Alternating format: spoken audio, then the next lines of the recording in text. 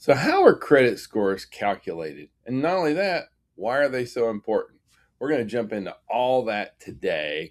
My name is Alan Richardson. I'm the managing broker here at Maximum Realty and Realtor Partners. My name is Ming Richardson. I'm the compliance broker for Maximum One Realty and Realtor Partners. So, let's kind of start off by talking about like where your credit score comes from, how that we can guide our clients about improving their credit score, why that's so important. And just to kind of start off with, I realize that as real estate professionals, we need to stay in our lane. And I fully believe that. However, so many of our clients start by asking us questions about finances. And credit score is a big one. Now, I don't think you should go out and look at one of your clients' credit scores. I don't think you should be going through their credit scores with them. But to give some just basic, general good advice about what do you need to do to improve your score? How do I create credit from the very beginning? What does a credit score really mean? All these kind of things is good basic information that you as a real estate professional have to have. Absolutely. So if you look at what is the weighted factor, meaning what constitutes your credit score.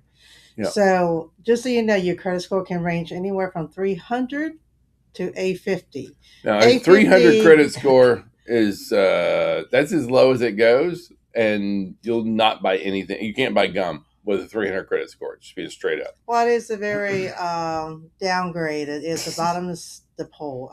You obviously have a lot of financial difficulties, which cause your credit score to have um, that rating. So, Yeah. 850, you're perfect, meaning you check all the marks. I You mean, I've done never seen an everything. 850. Have you seen an 850? I seen some around 800, up lower eights, but I have not seen an 850. Yeah, I'm not sure it's really possible to get there. But anyway, well, but there are 5 categories that make up a credit score, right? Correct. And so, what are the 5 first? One of them is your payment history. That is the biggest one. 35% of your what they call weighted FICO score is based on your payment history. Yep.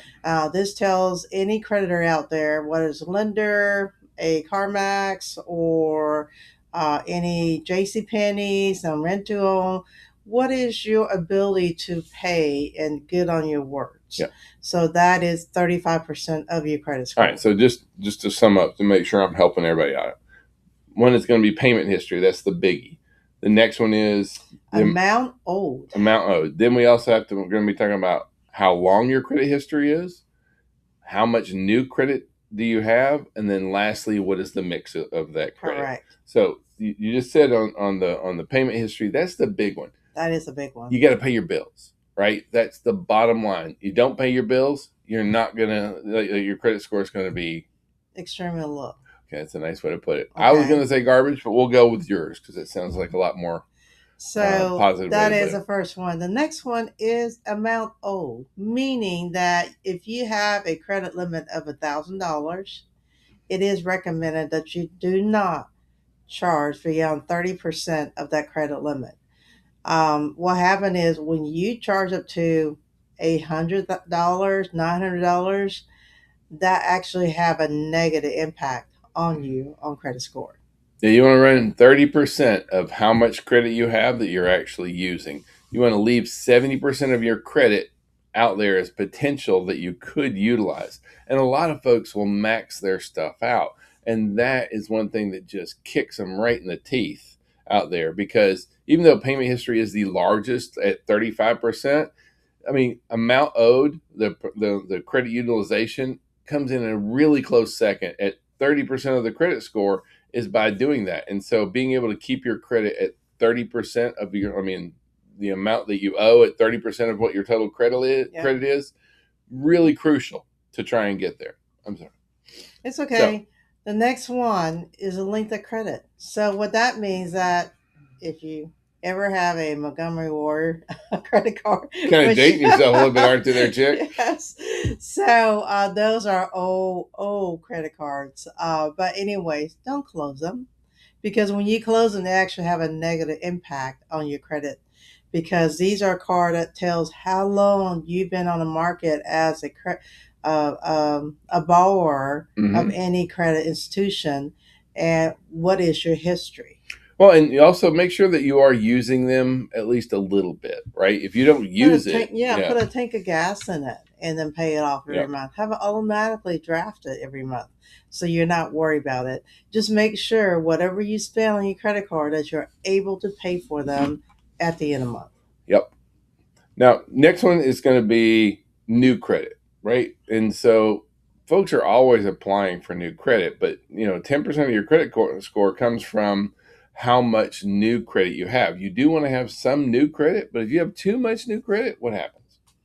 It goes negative Yep. against you, because what they're looking at is that, oh, you're obviously going to make some major purchase, and you're inquiring with multiple creditors, and some will approve, some will deny.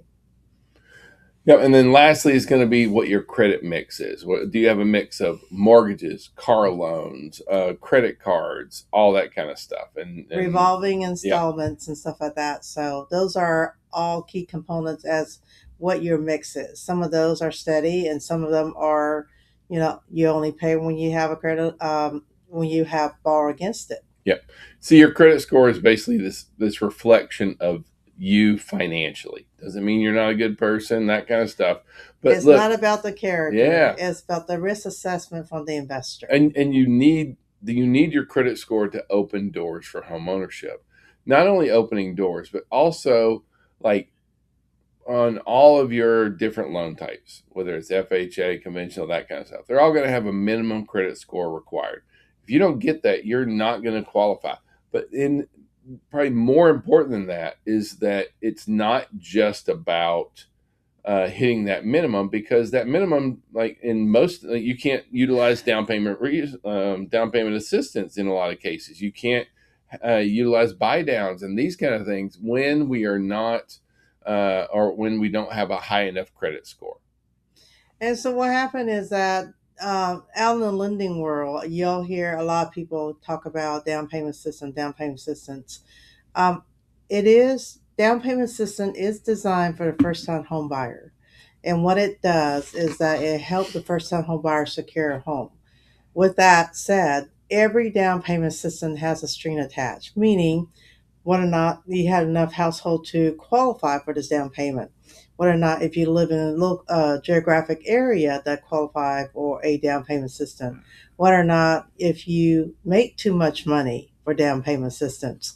All these things matters, because sometimes you may qualify for down payment assistance, but because the type of down payment assistance you're asking, you may not qualify. And sometimes, like Alan said, if you don't have your credit score minimum 660, typically you're not going to be able to qualify for most your down payment Yeah. assistance. And it makes the loan a lot harder to work with when you're looking at purchase a home. And so don't think that you can close in 30 days. Those may require a little more special time. So talk to your lender to make sure that you know what you're facing, and also communicate with your agent who can help you with that. All right, now let's talk about what's like down to earth, real practical things Yeah. that we can do to improve to guide our clients to improve their credit score. And first and foremost is Pay your bill pay on your bills. time. Pay your bills on time. Set up auto pay every month. Pay your bills on time. Don't do this thing where you pay on the first, and then you pay on the 15th, then you pay on the 22nd, then you pay on the third. You want a real consistent payment history. So pay your bills on time every single month. So when you know when you're getting paid, just schedule your credit card or your debt to be paid at least 2 or 3 days after you receive a deposit. Yep. So always pay your bill on time. This will boost your credit more than anything else. And reduce credit utilization is the next one. If you Under know, 30%. yeah, just don't go over 30%, because when you go over that 30%, it does have a negative impact on you. Yeah, those two are that makes up almost 2/3 of your credit score right Correct. there. 75%. Yep. Or 65, I'm sorry. Yep. And then, like Ming said, don't open a bunch of new accounts. Also, don't close old accounts. Keep Yes. old accounts open. And a lot of times folks will be like, well, I don't use it anymore. You got to understand that when you close those old accounts, your total credit available is less now. So your credit utilization, it's going to throw it way off. Now that there's no history on you Yep. after you Yep. close those. What I tell most of my client is like, if you don't use it, no big deal. Put it in a Ziploc bag and put it in the freezer. Yep. Now you do want a nice mix of credit, but just don't go open credit just to have a diversity on there kind of stuff. You do. I mean, most folks have credit cards and then some kind of a auto loan or something, or some installment loans, and then mortgages. Correct. Do check your credit report for errors, problems, omissions, that kind of stuff. And there are sometimes you have negotiated with a creditor to write off certain thing or offer compromise, whatever it is. Just make sure those are deleted from the file after it's completed. You can get a free credit report at annualcreditreport.com. That is a free service Once for a year. everyone once a year. Now, you do want to try and pay off old collections, past due accounts, right? And if you can negotiate to pay those old bills off, when you do it, please negotiate them. I'll pay this off, but I need you to delete this from my credit report. So, like, pay for delete.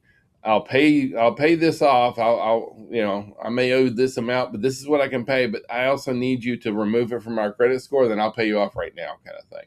So that can sometimes help a little bit for that. And when you go shop around, ask the creditor whether or not they're going to do what we call hard or soft pull. So hard pull does ding your credit a couple points, where soft pull does not. Yeah.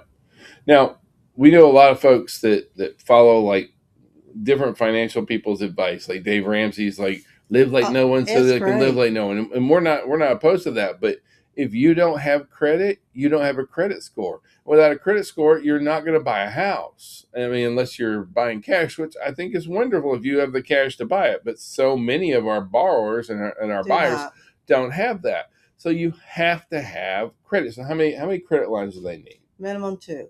Okay.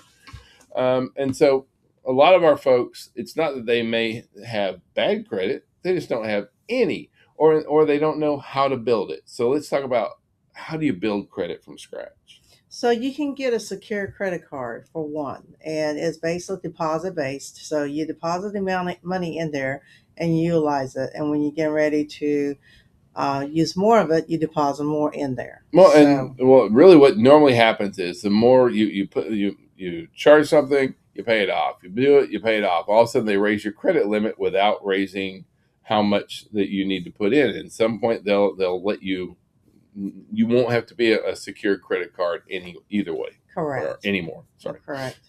Now, you can help your children by allowing them to become authorized credit user, but make sure you yourself pay that credit card debt off and do not utilize more than 30%, because that will impact your child's credit as well. Yeah. I mean, manage it with them, trust but verify, right? We've got kids. We know how that works. So I have multiple parents that authorize a child and take that credit card, put it in a Ziploc bag, and put it in a freezer. Well, they put it in a block of water and then they freeze it, right? Yeah.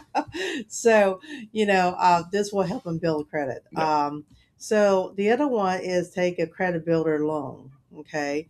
So small installment loans that design build credit. When we say small, we don't mean thousands of dollars. We mean a couple $100 that you pay off every month.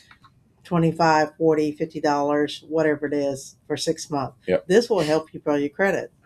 Yeah, one of the things is to make sure that you're being very responsible with it, especially when you're building it. Like, make small purchases, pay them off. We try and pay our credit cards off every single month because we know that if you carry the balance, it's going to hurt.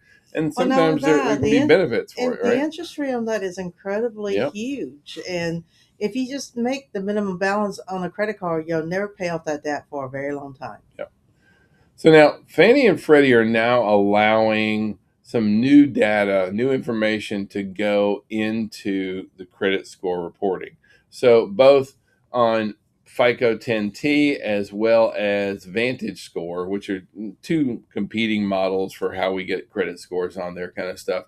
But on both of them, they will now start taking into account paying your monthly mortgage as well as paying your utility bills. Now, one thing about this is it depends on who your landlord is. Small time landlords are not reporting this. No. And so you have to ask them to report this to the credit card agency. Sometimes even large landlords are not Well, reporting this, and you can ask them to do that and to report that. Sometimes you can send in credit card. I mean your billing history, your payment history, and they can update it that way. But see, this is good news for our first time buyers. Our first time buyers a lot of times may not have renters. enough credit lines. And for the folks who are renting out there, if you have a good solid payment history, paying your rent every single month, paying your utilities every single month, and you can now start using those. That's something that we couldn't do in the past. And this is one thing that for those folks that maybe are not like just doing 5,000 different types of credit, but they have really consistent payment histories, but they just don't have a lot of it. This is kind of a game changer. And just for so you them. know, a lot of borrowers right now have also do what they call self-reporting credit on the utilities, and also AT&T bills or T-Mobile and stuff like that. So those we're start seeing as a lender, and those are taken in consideration. Yeah. Now, right now, the average income per capita in for the state of Georgia is around 62,000 a head, which means couples are $124,000. That's the average per capita income for the state of Georgia, and that's overall pretty good information. I mean, pretty good news for us right there, because that means that the average Georgia Georgian, yes, thank you, can afford to buy a home. Now, when it comes to like down payment, because that's always a big question that we're having going on right now. Because the credit scores are going to help you be able to get you here, but then how much money do they really have to have? Well, the average down payment for the state of Georgia is 8.4%. But that number is so skewed, and when you say okay, 8.5%, that doesn't seem that high. It doesn't seem that. I mean, it just seems like a weird number to throw out there. You got to understand that down payment. There are several different items that control what that is. Different types of loans have different down payments. In addition to the different like VA, how much of a down payment? Big fat goose egg. You don't need anything for a VA. USDA, we're not having any kind of down payment on there. FHAs we know that we only need 3.5% down on a VA, on a FHA. Conventional, a lot less so. One other thing that's a big factor for us right now is the largest buying segment are baby boomers right now. And baby boomers are coming in with a lot of equity and a lot of cash. Correct. And so the average baby boomer is putting like close to 25% of their purchase price down. That's the average is 25%. We have a lot that are coming in paying all cash right up front. We have a lot that are still getting financing. What we see is that the average for a first time buyer, the average down payment is less than 5%. And this is important because for a lot of your clients, they still think that old adage of you need 20% down to buy a home. And is that really true? No, it's not really true. Yes, you do need to have some money saved up. The number one source of that down payment is going to be from savings. All these things that we've talked about, it's going to be really important to help them build their credit scores so that they can qualify for the lowest rate possible. Yes, and as a Wildfire Mortgage Team, we're a full service mortgage team powered by Goldstar Financial. We really are dedicated to help our client buy, invest, or refinance property. So our team of expert will more than happy guide you every step of the way to ensure a smooth process. So if we can be of any kind of service on that kind of stuff, please reach out. Well, reach out to Ming as well as her team, that kind of stuff. We'd be glad to help in any way that we can. Thank you so much. Have a great day. Thank you for watching. Have a good Monday.